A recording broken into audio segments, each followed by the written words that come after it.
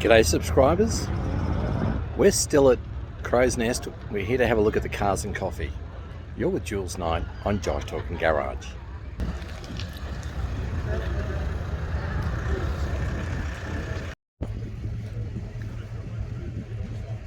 Well folks, we've come along today to not only escape my sister-in-law and leave my wife with her sibling so they can have a good old chinwag, but my sister-in-law Kim said, how about you come up to Crow's Nest on the weekend and have a look at the cars and coffee? So I thought that's a pretty good idea. But this 770 Valiant is a beauty. What a cracker. It's pretty much my favourite model actually. One of the things that I liked was these American style parking lights that are in. My dad bought a white one of these, and when my mum and I went to pick it up and meet him there, they had it parked in a downstairs garage, and they had the little lights on in the guards, and I got to tell you, as you walked up to it, it looked beautiful. But anyway, lovely VF Valiant. Here we've got an EJ, really nice straight old car. So this is the Holden, the last Holden with the grey motor in it. Upholstery is very nice, it's all original by the look of it. 3 on the tree, standard for a grey motor. It's got all the round and slopey lines on it. Looks really, really nice. And they've just added some decent racing wheels on it, just to make it a little bit flash. But no, it looks terrific. They've got the bonnet mascot on it, the big spear. Looks great. We've got an aerial over there, so let's just see if it's got a radio. No radio, but it might have had a picnic radio. That was pretty popular in the day. I know my old man had them. Nice Mustang, new one with the dark platinum type silver with lovely spec in the iridescent flake. Looks great. Auto. Look at the horsepower on that thing. What a fantastic supercharger. Big Whipple supercharger on it. It's got its mod plate. Looks great. But I love this Bullet. How good's this one? I think it's Highland green. I think. Don't quote me on that. But I know it's not silver, Ivy silver metallic, because that's what the one I've got. Very, very similar. This just looks great. A little Cobra. I mean, how good is this? Have a look at the motor in that. I mean, is that a go-go mobile or what? Yeah, another mod plate. They're getting pretty serious. You've got your little racing seats that look good, and all of our boots trimmed out, and it's got all the special engineering bits inside. It looks great. So let's come over here and have a look at the Chrysler. You don't see too many of these in Australia, but this one's long and black. So let's have a good look at it. So it's got number plate's got Mafia staff car under it. I mean, look at the fins on this. The fins are just fantastic. You can see at the time what it was like. Still left-hand drive. It's got all the appointments in it. Lovely long bonnet. But beautiful car. Very, very nice. But have a look at this one. What a just a fantastic paint job on this car. This is the one they use to promote the cars and coffee at the tyre shop at Crow's Nest. And we'll just go around the back. A little bit of artwork there for pinstriping. But gee, they're a long motor car. Absolutely long. Left-hand drive, auto. Just fantastic. Really great car.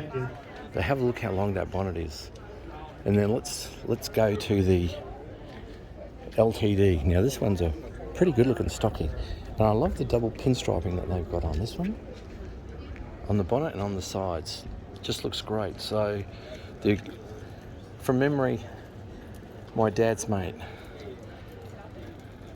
Jeffrey the Lion Tamer, he had the 390 Galaxy. He had the model before this one. It was white and long, and I was talking to him about it one day, and I asked him about the 390. He said, it's a 400 now. But we got the LTD Galaxy. What a beauty. So LTD here, Galaxy there, right-hand drive with the American gear shift on the right-hand side rather than the left. But yeah, look, lovely car, double armrest, brown interior, vinyl roof. Just looks really great. Terrific to see it still in such amazing condition, well looked after all of these years. So as we go a little bit around the corner, so we've come up to Toowoomba. It's a little bit cooler up here, so we've come up to Toowoomba and then turned north and then driven about 40 minutes up the road, and here we are at Crow's Nest. So here's our little old Ford, a little Model T. What a beauty. You can get any colour that you like. Normally speaking, they're all black. However, and that was to quote Henry Ford, the master of mass production.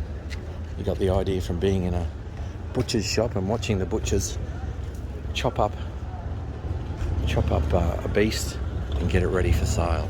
But anyway, look, it's a nice little antique car. Would be antiques, not our stuff's classic, but that's an antique. Now let's come up here. Let's see this road. This is the secondary part of the show. There's another oldie here, Chev. What a ripper! Have a look at that. Yeah, same type of canister as available through Nasco, Chevrolet. It's General Motors. Don't be surprised if the chassis is imported, which it was back in those days, and also body by Holden.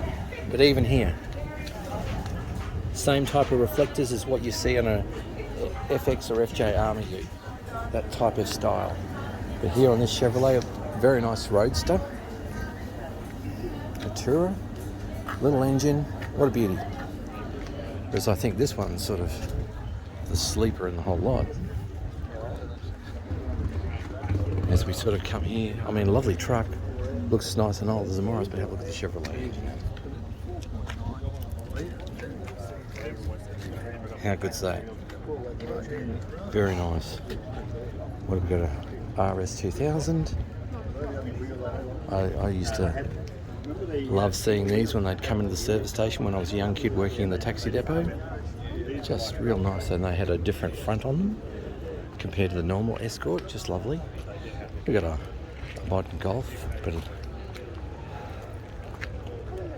lovely Falcon with a sunroof, vinyl roof. What does the report say? It's gives the actual model number. It details the engine. It's a 351 obviously, and 3-speed in cosmic blue with saying a white vinyl roof. Well, they've gone to black now, but that doesn't matter. Who cares about that? It's lovely inside. Well cared for, been beautifully restored. Good for them.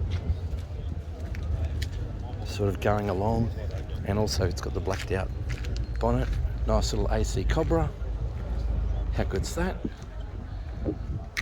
Also a really stock looking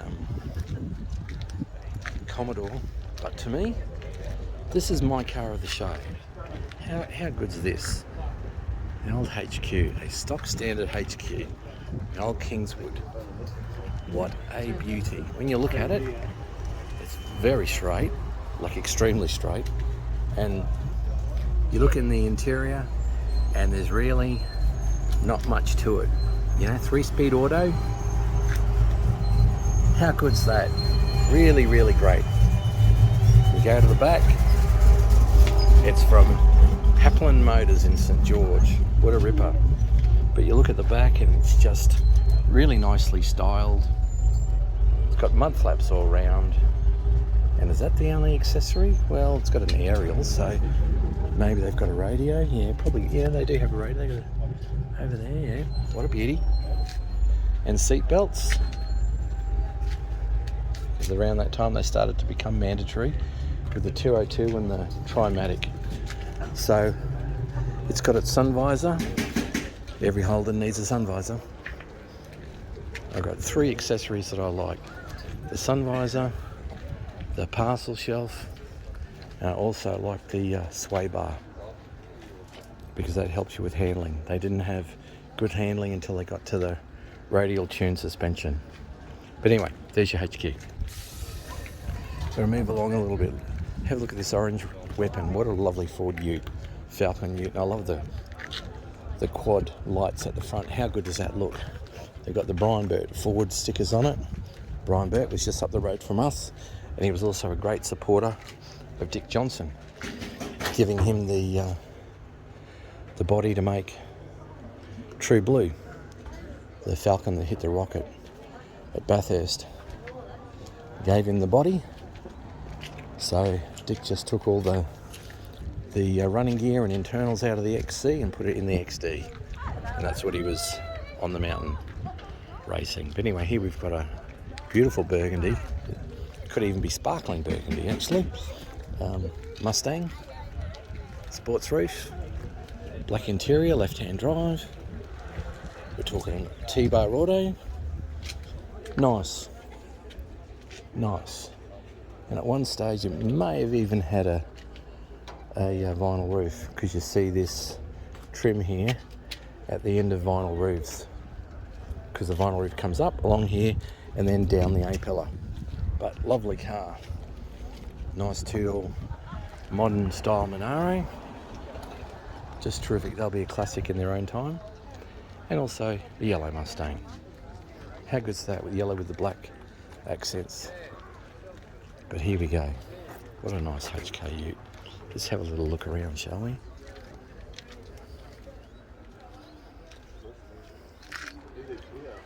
And how clever is that? One of my favourite things. The console, the hugger on the armrest with coffee cup holders in it. So you've got your custom shifter and all that sort of stuff in there, which is great. That allows you to be able to cruise with your girl and to have a coffee, and to have the coffee somewhere. But it's not only a meant for go Ute, but it's practical too when you look at it. It's straight as, it's got a power glide in it, and also it's got your Holden tow bar on the back. And see how they didn't have like a D to mount your shackles to. They just had the goat's horns, the ram's horns, and you put your trailer chain around that, and that's what held it. So that's how things were in those days. Excuse me. So that was your Holden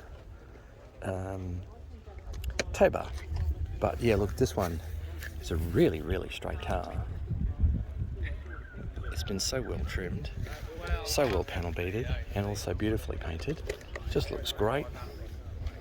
Nicely done on the inside. And you look at your Holden seatbelts. I mean, that's just great. Nice engine.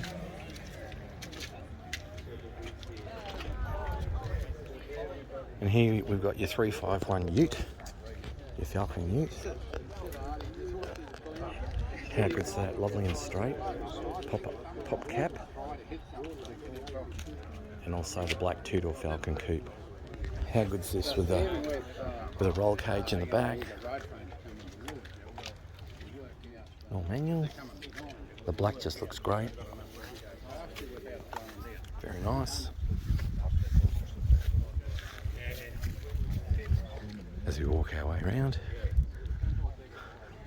let's have a look across the street here. We've got a couple over here that we've got to look at. Now this would probably, besides put the Mustang business aside, this would be my favourite cruising car. You know, you're looking at the XP Falcon, your first two-door Ford in Australia, obviously from American influence. And I just loved the look of these cars, because we were used to, you know, your FJ, your FE, FC, FB, K, EJ, and so on. And then you see this in competition to it, and you think, oh, gee whiz, Holden really needs to up their game because they're competing with this against the EH and also the HD. And from a styling perspective, there's no comparison. I mean, this looks lovely. You know, more coffee spots. I love that. But now you get one of these, because they look so nice. They do look really, really nice. You get one of these and you put a 302 Windsor in them with a 4 or 5 speed manual, and set the suspension up, nice big sway bar, all of those types of things, and you get a really good cruising car. I mean, that would just be a pleasure. And this car looks immaculate and amazing. So it's a real credit to the owner of what they've done to restore it, and the subtle resto mods that they've made. But the next one to look at here is a Fairmont wagon. How good is this? I remember these coming out when I was just starting school, and my parents' friend Mark and Pat Preedy, they had exactly this, and he was telling me, gee whiz,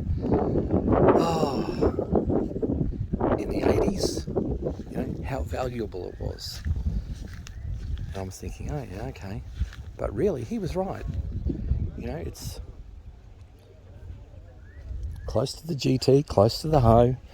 Excuse me, doesn't need a real lot done to it, but that is just a seriously nice Ford, and certainly a classic Ford of the era. You know, when you think about the phase 1, phase 2, phase 3 and the hose and so on, you know, this certainly falls into the category of it. I know Lachlan's friend, well, probably about 10 years ago, his dad bought a GS because he couldn't buy a GT, couldn't find a GT at the time. It was like $55,000, and he was quite happy because he was able to get the GS. But anyway, let's go back to the main part of the car show. Now, I've done a little segment on this Valiant because I think it's wonderful. My dad bought exactly that and I love it. I think it's great. So just refer to that episode. It's around this one. But just a really nice Valiant, brown trim, 3 on the tree, 3-speed manual with a 2.5 small 6-cylinder engine. Huge boot, look at that. But Valiant were considered, compared to Ford and Holden, Valiant were considered to be the luxury car, which is why they did a lot of wedding work and private hire and those types of things, because it was commonly thought of at the time that the Valiant was more luxurious than the Holden or the Ford. But you can actually see what the treatment they've done and how they've got the grille here and it's all black behind, but then it's solid here and they've painted it black in between the little stainless pieces, so that looks great. Now we've got a nice looking EK here, special with a wide roof. It's been retrimmed inside to auto, so it'll have a hydromatic on it. Lovely car, really nicely done. I know Jive talkers like their hold, so there you go. And you've got your bullet tail lights in it, your big bullets. How cool does that look? And we'll just get a side shot there so you can see what we're talking about. So no, that looks great. And the NASCAR accessory, 2 of them. Firstly, the weather shield, but also the mirror in the weather shield. So that's great. Now in this model, it's got 2 failings. One, when it rained in the windscreen, the part in the middle didn't get swept by the windscreen wipers. So you had all this part wet with raindrops. And because the door opening is like this, you know, they've taken the styling from the Chevy. If you jumped in this model, and I know that from jumping in the ute and driving EK ute, you would bang your knees on this part of it. Oh boy, you could get sore knees. But anyway, put that aside. So grey motor, hydromatic, drum brakes, cross plies. That's how that one was. But in this case, it's got a special accessory, which is the screen clean, the NASCAR screen clean. So you can see the water squirters for the kit. So I'm just wondering if there is a I can't quite see it, but there would be a little apparatus to access the pump, to pump water. Nice GT for what we were talking about before, with the 351 in it, 5.8 litre, brown interior, all manual, very nice. What's the... Lovely. This one says candy apple red. Okay, lovely. Nice purple two-door. We're talking about XA. Yeah, perhaps, yeah. And I love the racing stripe accents on the bonnet, with the blacked out bonnet. Looks terrific. Beautiful interior. I love it. That's really good.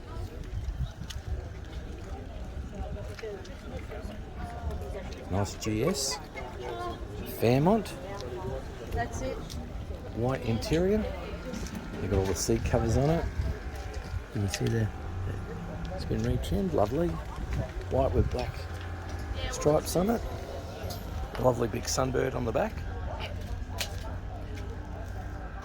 And then we've got the little Corvette. How good does that look? Very nice. We're going to go around this Corvette and give you a look at it. Still left-hand drive, that's fine. Big bonnet, the fiberglass body. There we go. Gee, they are such a long bonnet, aren't they? And then we've got this blue Continental. Have a look at this. What is it, the Mark IV? How good. Man, that's just a pimpmobile, isn't it? Look how long it is. That's just amazing. And half a vinyl roof. It's got the window and the back pillar. So we've got a vinyl roof to here. You've got your sunroof there. It's all luxurious inside. Pretty mammoth car. How good's that? Very, very luxurious. You know, you can see the original trim. It's even got two-tone trim. All looks factory, looks beautiful. And then you've got this massive bonnet, absolutely massive, to out the front.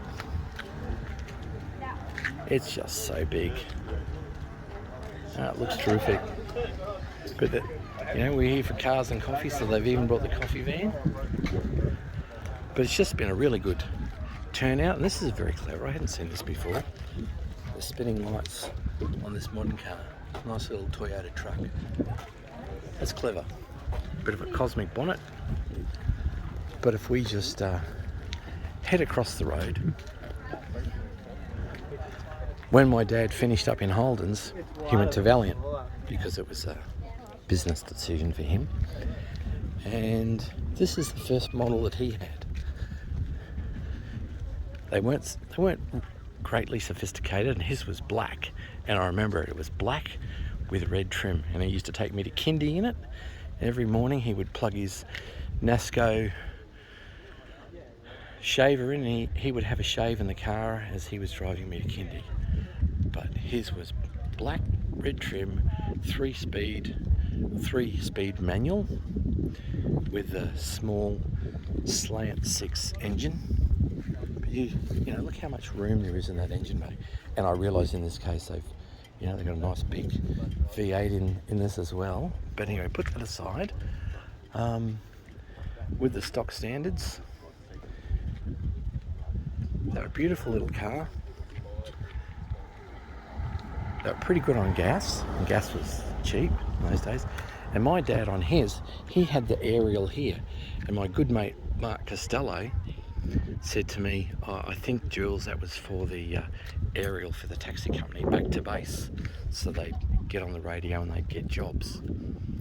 Because my mum originally worked in taxi service, and that's how she met my dad. So my mum would do the bookings and take bookings for wedding cars and things like that for girls who would ring up and want to be married, and they need a nice car.